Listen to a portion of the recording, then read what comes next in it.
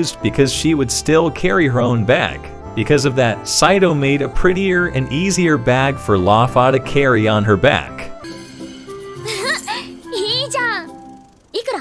Then Lafa wanted to pay for Saito's services, but Saito didn't want to be paid by Lafa, so he ordered Lafa to cure Morlik's back pain long term. Initially, Lafa disagreed with this, but since this was Saito's decision, Lafa immediately did as he was told. The next day, Saito visited a blacksmith shop run by a teenage girl named Meveno. Saito's friends in this world already knew that Saito was from another world because Saito's abilities were very useful in any case. Shortly after, a knight visits Meveno's shop. When the knight looked at the items there, Saito greeted the knight because it turned out to be Ralza. Ralza and Lafa had been following Saito since this morning. Ralza was curious about Mevena and Saito's relationship because they always seemed to get along well with each other. In Lafa's mind, she was amazed by Saito because he could recognize Ralza even though she was wearing another armor. Afterward, an adventurer wanted to sell a sword dropped from a monster dungeon. He deliberately lied to Mevena because he wanted to earn money. The sword he sold was a broken sword that had only magic added to it. Now the sword has no effect because he has removed the magic.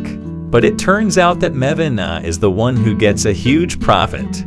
The sword the adventurer was selling just now was cheap when compared to the mithril material this sword had.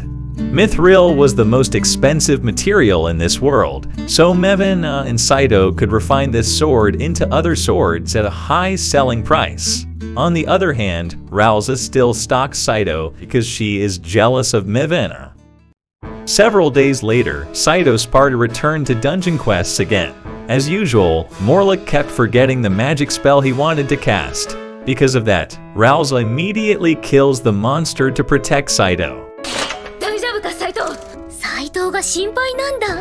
Ralza said Morlik would rather retire because he always forgets magic spells when fighting every monster.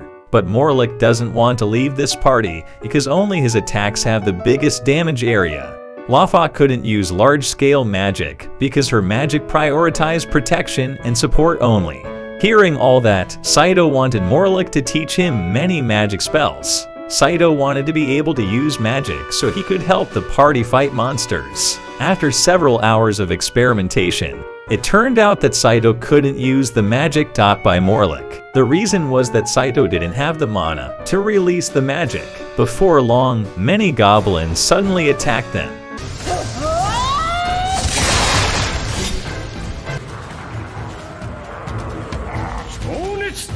Ralza won't be able to fight them because there are too many. When Morlik wanted to use magic, he again forgot his magic spell. Saito immediately reminded Morlik of the spell he wanted to cast, and thanks to Saito, they managed to exterminate many of the goblins in the dungeon. Even though Saito couldn't use magic, he could memorize some of Morlik's magic spells. Because of that, Ralza loved Saito even more. Then they continued exploring the dungeon and arrived at a room with a treasure chest. But this area is anti-magic, so they can't fight optimally if a monster appears suddenly again. Saito tried to open the treasure chest there, and after a few seconds, it turned out to be a trap, just like Minecraft. This resulted in Saito falling into a cave, and his leg was broken.